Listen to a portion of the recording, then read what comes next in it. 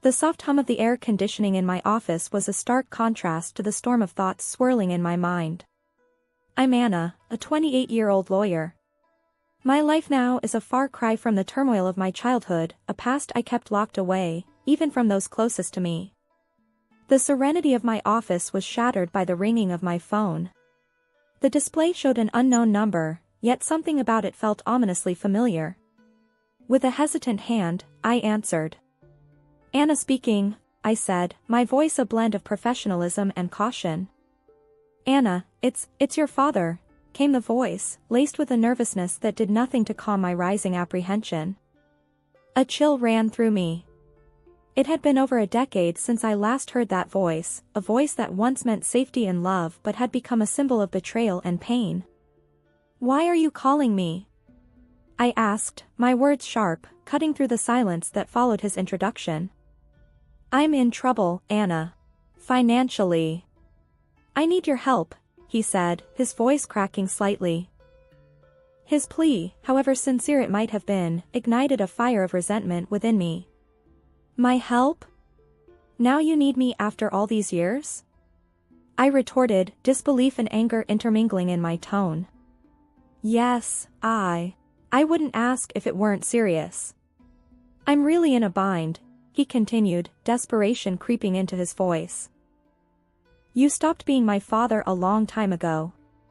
You can't just call me now and expect me to help, I responded, my voice cold and unwavering. There was a pause on the line, a heavy silence that felt like an unbridgeable chasm. Anna, please. I'm still your dad, he said, a feeble attempt at rekindling a bond long extinguished. The word dad felt foreign, almost jarring. A dad? You forfeited that title when you chose her over me, I said, the years of suppressed anger and hurt finding their way into my words. You're my daughter. I thought. You thought wrong, I interrupted, cutting him off mid-sentence. You made your choice years ago, and now I've made mine. His voice was a mix of pleading and despair. Anna, I am sorry. I just need this one favor. The word sorry echoed in my office, a hollow and meaningless sound. Sorry doesn't change the past. I can't help you, I stated firmly and hung up.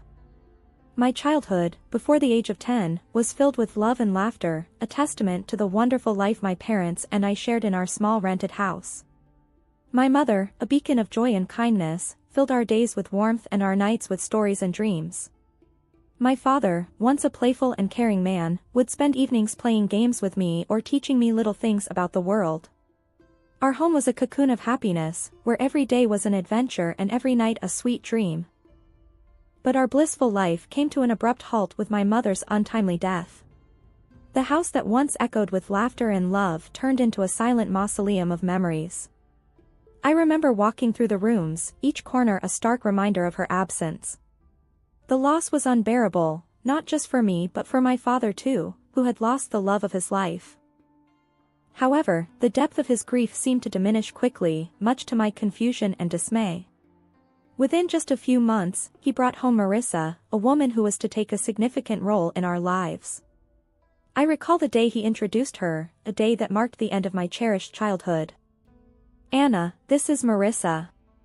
She's going to be staying with us, my father announced one evening, his voice devoid of the warmth I was so accustomed to. I looked up at her, searching for a hint of motherly warmth or friendliness, but found none. Her presence was imposing, her gaze cold and calculating. From the very first moment, I sensed a change in the air, a shift that filled me with an unexplainable sense of dread. Hello, Anna, Marissa said, her voice smooth yet devoid of genuine emotion. Her smile, rather than comforting, seemed to hide something sinister beneath its surface. In the days that followed, the house felt different, as if the walls themselves were recoiling from her presence. The cheerful memories of the past seemed to fade, replaced by a lingering unease that settled in every corner. I remember looking at Marissa, trying to find something redeeming or kind about her, but her every look, every gesture, seemed to be laced with an unspoken animosity. It was clear that she wasn't here to fill the void my mother had left, but to weave a new narrative, one in which I was an unwelcome part. As I watched her move around our home, a home that once felt safe and happy, I couldn't help but feel that her arrival was the beginning of something ominous. The way she looked at me, with eyes that seemed to hide more than they revealed, did not bode well for the future. The days following Marissa's arrival were like walking through a nightmare that I couldn't wake up from. The house, once filled with my mother's laughter and love, now felt cold and unwelcoming. Marissa's presence cast a shadow over everything, turning even the simplest daily routines into a series of struggles. One morning, as I sat down for breakfast, I noticed my food tasted unusually salty. "Marissa, did you put too much salt in this?" I asked, my voice hesitant. "Oh, did I? It must have been a mistake." "Just eat it, Anna. Don't be so picky," she replied, her tone dismissive, almost mocking. The incidents grew more frequent and spiteful. I remember finding my clothes ruined after laundry. "Marissa, my clothes are all faded." "What happened?" I asked one day, holding up my once favorite dress, now discolored and unwearable. She glanced at it and shrugged nonchalantly. "Maybe the washing machine is acting up. Or perhaps it's time you stop wearing such childish clothes." I felt a surge of frustration but knew arguing would only make things worse. Feeling helpless, I turned to my father, hoping he would see through her facade. "Dad, Marissa is ruining my things. She's always mean to me," I said one evening, my voice trembling with a mix of anger and sadness. My father's reaction was far from what I had hoped for. "Anna, you're imagining things. Marissa is doing her best to fit into our family. Stop causing trouble," he said sternly, his words cutting deep. "But Dad, it's the truth." I protested, but he wouldn't listen. "That's enough, Anna. I don't want to hear any more of your accusations," he replied, his voice rising in anger. Each day was a battle, trying to navigate around Marissa's hostility and my father's indifference. The home that once felt like a sanctuary now felt like a prison. I started spending more time in my room, trying to escape the constant tension that hung in the air. Living in that house of horrors, I felt alone and misunderstood. The safety and happiness that once filled those walls were replaced by fear and anxiety. Every day, I longed for the past, for the times when my mother's smile was enough to light up the entire room, a stark contrast to the darkness that now lingered in every corner. Living with Marissa became a daily ordeal of evasion and endurance. Her hostility towards me escalated from verbal jabs to physical abuse. It started subtly, a pinch on my arm or a twist on my stomach, always in places easily concealed under my clothes. The pain was sharp, a cruel reminder of my helplessness in her presence. I developed strategies to avoid her, constantly alert to her whereabouts in the house. I would take long routes to my room or wait until she was occupied before I moved around. Despite my efforts, there were times when she caught me off guard, and those moments always resulted in some form of pain. One day, while I was quietly reading in the living room, Marissa walked in and, for no apparent reason, pinched my arm hard, her nails digging into my skin. I winced in pain but bit back any cry of protest. She looked at me with a cold, triumphant smirk before walking away. During one of Grandma's rare visits, she noticed my cautious movements and the way I flinched when Marissa's voice echoed through the house. "Anna, is everything all right at home?" Grandma asked, her voice filled with concern. I looked at her, my heart aching to tell her the truth, but fear and the desire to protect her from worry held me back. "Yes, Grandma, everything's fine. Just a lot of schoolwork," I lied, offering her a forced smile. She seemed unsure but didn't press further. I felt a twinge of guilt for deceiving her, but I couldn't bear the thought of causing her any distress. That evening, as Grandma left, I saw Marissa watching from the window, her expression one of satisfaction. It was as if she relished the fact that she had control over me, that she could hurt me and get away with it. Her triumphant look was a clear message that she was the one in power, and I was just a helpless player in her twisted game. I retreated to my room, feeling trapped in a cycle of abuse and silence. The physical pain from Marissa's pinches and twists was bearable compared to the emotional turmoil I felt. School was my sanctuary, a place where I could briefly escape the misery of my home life. But even there, the shadows of my struggles at home began to seep through. My teacher, Mrs. Thompson, a kind-hearted woman who always encouraged her students, started to notice changes in me. One day, as I was handing in my homework, she gently grabbed my wrist, her eyes drawn to the bruises on my arm. "Anna, what happened here?" "These look like bruises," she said, her voice laced with concern. I quickly pulled my arm back, covering the bruises with my sleeve. "It's nothing, Mrs. Thompson. I fell while playing," I lied, avoiding her gaze. Mrs. Thompson didn't look convinced. "Anna, if there is something wrong, or if someone is hurting you, you can tell me. It's important to speak out," she urged, her eyes searching mine for the truth. I wanted to confide in her, to tell her everything about Marissa and how I lived in constant fear, but the words wouldn't come. Instead, I forced a smile. "Really, Mrs. Thompson, I'm fine. It was just a silly accident." She gave me a long, thoughtful look, then nodded slowly. "All right, Anna. But remember, my door is always open. You're not alone," she said, giving me a reassuring smile. I nodded, feeling a lump form in my throat. Her kindness made it all the more difficult to maintain the facade that everything was all right. As I walked home that day, Mrs. Thompson's words echoed in my mind. I felt a mix of gratitude for her concern and a deep sense of loneliness from carrying my burdens alone. The thought of revealing the truth about my life at home was terrifying. I feared the consequences, what Marissa might do if she found out I had told someone. That night at dinner, I was quiet, lost in thought about Mrs. Thompson's offer to help.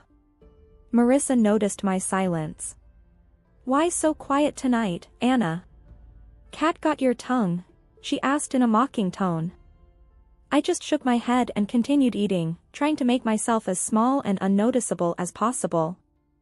After dinner, as I lay in bed, the reality of my situation felt more overwhelming than ever. Mrs. Thompson's concern had shown me that people did care, yet the fear of what revealing the truth might bring kept me silent. I was caught between the desperation to tell someone and the fear of Marissa's retaliation, a balancing act that I navigated every day.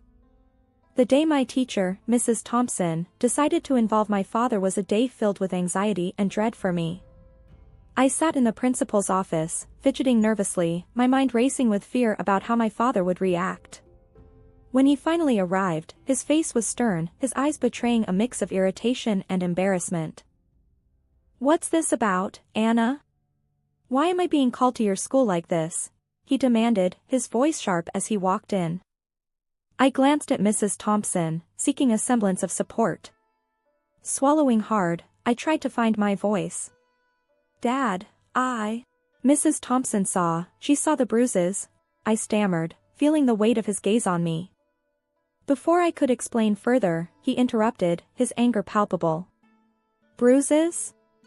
What are you talking about? Are you making up stories again?" Mrs. Thompson stepped in, her tone firm yet calm. "Mr. Smith, I'm concerned about Anna's well-being. The bruises on her arm don't seem accidental. We need to address this." My father's face turned a shade darker with anger. "She's perfectly safe at home. Anna, are you spreading lies about our family?" He turned towards me, his disappointment clear. The tears I had been holding back started to spill. "It's not lies, Dad. Marissa, she's been hurting me," I managed to get out, the truth finally surfacing. His reaction was one of total disbelief. "Marissa? That's ridiculous. She's been nothing but kind to you. I won't have you slandering her with these accusations." "But Dad, it's the truth," I cried out, desperate for him to believe me. He stood up abruptly, his patience wearing thin. "Enough of this. Tell Mrs. Thompson you made it all up." I obediently turned to the teacher and repeated his words. She nodded back and didn't say anything. Upon reaching home, without another word, he locked me in my room. Through the door, I could hear Marissa's voice, dripping with false concern. "I told you she's just seeking attention," she said. I sat on my bed, feeling a profound sense of isolation and despair. The one person I thought I could always count on had turned his back on me. The walls of my room, which had once felt like my personal haven, now felt like the walls of a prison. I lay there, thinking about everything that had happened. The pain of the physical abuse was nothing compared to the emotional torment of being disbelieved and punished by my own father. It was a harsh realization that the person who was supposed to protect and love me unconditionally was now the source of my deepest pain. The days following my confinement in my room were some of the darkest I had ever experienced. Trapped and feeling utterly alone, I realized that my only hope lay in my grandmother, my father's mother. She was a kind and loving woman who had always shown me affection, but I had never dared to burden her with my troubles at home. One evening, when I was sure Marissa and my father were occupied, I mustered the courage to call my grandmother. My hands were shaking as I dialed her number. "Hello," her familiar, warm voice came through the phone. "Grandma, it's me, Anna," I said, trying to keep my voice steady. "Anna, my dear, how are you?" she asked, her tone filled with genuine care. Tears welled up in my eyes as I replied, "Grandma, I need help. Can I come and stay with you for a while?" There was a moment of silence on the other end. "What's wrong, Anna? Did something happen?" I took a deep breath, the words rushing out. "It's Marissa, she's been hurting me, and Dad won't believe me. I don't know what to do." I could hear the concern in her voice as she quickly responded, "Of course, my dear. You come right over. I'll take care of this." The next day, my grandmother arrived. She was a small woman, but her presence filled the room. She confronted my father with a strength that surprised me. "John, I'm taking Anna with me. She's not safe here," she declared firmly. My father, taken aback, tried to protest. "Mom, you can't just take her. She's my daughter." "Your daughter whom you failed to protect," she countered sharply. "I won't stand by and watch her suffer." Marissa tried to intervene. "She's just a child making up stories. You can't believe her over us." Grandma turned to Marissa, her eyes steely. "I know a scared child when I see one. Anna is coming with me, and if you try to stop me, I'll take this matter to the authorities." My father, realizing he was defeated, didn't put up any further resistance. As I gathered my things, I saw Marissa's expression change from defiant to defeated. Leaving the house with my grandmother, I felt a weight lift off my shoulders. For the first time in months, I felt safe. The car ride to Grandma's was quiet, but her presence was comforting. Once we arrived, she turned to me and said, "You're safe now, Anna. You don't have to worry anymore." In my grandmother's house, I found the love and security that had been missing in my life. It was a haven where I could heal and regain my strength. The contrast between her nurturing home and the coldness of my father's house was stark. For the first time in a long while, I felt like I could breathe again, free from the fear and anxiety that had plagued me. Years had passed since I left my father's house to live with my grandmother. Her home had been a sanctuary, a place of healing and love. But time, as it does, moved on, and with it brought another wave of change. My beloved grandmother passed away, leaving a void that seemed impossible to fill. At the funeral, my father and Marissa showed up, their faces a mix of feigned sorrow and poorly disguised eagerness. It was clear they were more interested in what they might gain from her passing than mourning her loss. After the funeral, as we gathered at my grandmother's house, Marissa wasted no time. "Well, Anna, I suppose you'll be finding a new place to live now. This house and everything in it belongs to your father now," she said, her voice tinged with a barely concealed glee. My father nodded in agreement, his eyes scanning the room as if already planning what to do with the house. I couldn't help but smile, a reaction that seemed to confuse them. "Actually, that's where you're wrong," I said, the confidence in my voice taking them by surprise. "What do you mean?" my father asked, his expression shifting to one of confusion. I took a deep breath, savoring the moment. "Grandma left a will. She bequeathed the house and a substantial amount of money to me," I explained, watching as their expressions changed from confusion to shock. But you're just a child. I'm your father. I should be in charge of any inheritance you receive, my father stammered, his sense of entitlement clear. Marissa chimed in, her voice shrill. Yes, until you come of age, your father will manage your property. Good prospects. Their reactions were almost amusing. You don't give a damn about me so much that you didn't even wish me a happy birthday. I turned 18 a month ago. I'm legally an adult now. I make my own decisions, I stated firmly, relishing the look of realization dawning on their faces. My father's expression turned from shock to anger, then to a sort of desperate pleading. Anna, you can't do this. We're your family.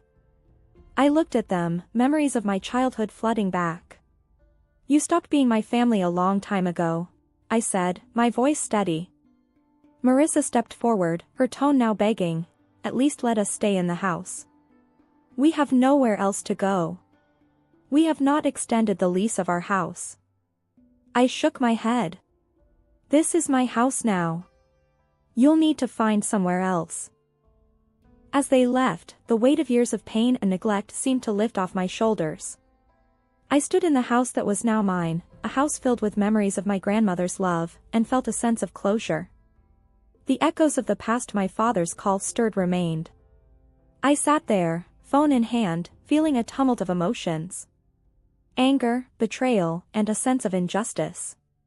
But amid all that, there was also a sense of strength, a reminder of the resilience that had carried me through the darkest of times.